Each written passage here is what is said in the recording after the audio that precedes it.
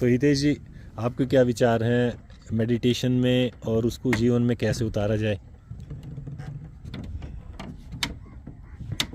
Meditation पर हमारे ये विचार हैं कि meditation is like mindfulness for me hmm,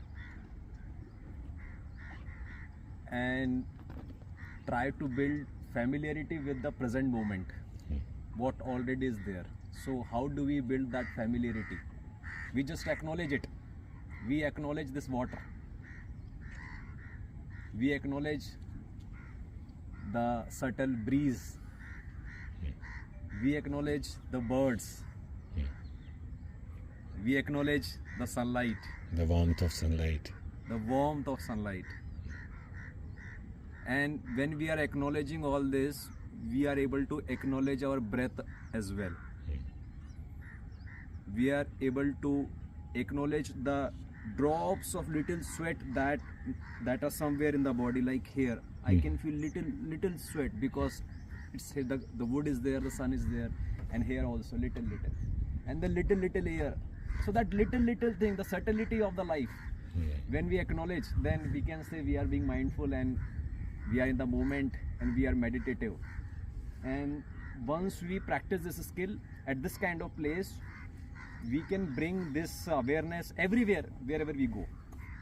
But we should set priority to come to this kind of place and experience real natural present moment, because there's a huge difference between the present moment that is going on here and the present moment that is going on the road, on the Nagar highway, because this is a present moment that human brain knows for millions of years. Human brain does not know pee pee paw paw, large buildings, a lot of people and lot of chaos, lot of food. That's a new concept for the brain. Brain does not recognize. Brain, that is hardly 100 years old concept. True. So brain is always confused. How should it behave? Brain is not able to relax. Brain is always in fight and flight mode. Brain is always in chasing mode. I see. Because the honking, there's a huge difference between this noise and PP.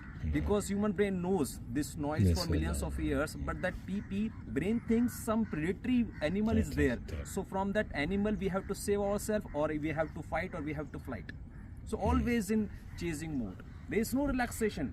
Brain is not able to go into the alpha mode, the creative mode, the relaxed mode, unless you come into the place where brain recognize the kalkal of the water, brain recognize the flow of the water, brain recognizes. I see.